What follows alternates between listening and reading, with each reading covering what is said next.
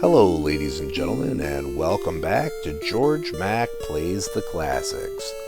Color Dreams shows up again with another unlicensed title, The Adventures of Captain Comic. I always misread it as Cosmic, but that would be incorrect. You're the last choice of the Elders of Osmic to wrest back 3 badges of office necessary for the upcoming tri-millennial festivities. You have to defeat the non-stop hostiles of planet Tambi to collect them all. Captain Comet can run and jump. After finding a can of Blastola Cola, you can begin to use the blaster. There isn't an ammo gauge, but instead the power level drains as you shoot too much. Once you slow down on the shooting, the battery will recharge. You're going to need to be shooting all the time to destroy the constantly spawning enemies. Each stage has 4 enemies that can be on screen at once. At least 2 of them fly around the screen, while 1 or 2 usually crawl on the ground outside of your shooting range, meaning you better be good at jumping. If you aren't very good at avoiding your enemies, you're in luck. Instead of 1 hit and you're dead, you have a shield that depletes as you are struck.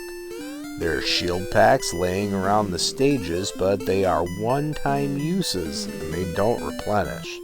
There is some backtracking, so it's best not to waste them, rather to wait until you need them. There are a few Blastola Cola cans on the levels, which increase the number of shots allowed on screen at once. Picking up a Shield of Invulnerability allows you to blast away for a short time and take as many hits as you want. The item you really want, though, is the Corkscrew. It lets you shoot at ground enemies as well as ones at gun level. This is necessary for the indoor portion because of all the stupid crawling enemies. The treasures you're on the lookout for are a crown, gems, and coins. You'll run across them as you move through the levels. They aren't hidden or anything. One neat tool that exists is the wand. Once you get this, you can press the select button to warp a small way. It's necessary to use this to pass through walls to continue on. Once you pick up the last treasure, you get the ending screen and win the game. When it comes to grading the adventures of Captain Comic on NES, graphics get a 2.0. Everything looks pretty decent. I didn't notice any sprite flickering, and the backgrounds aren't just solid color.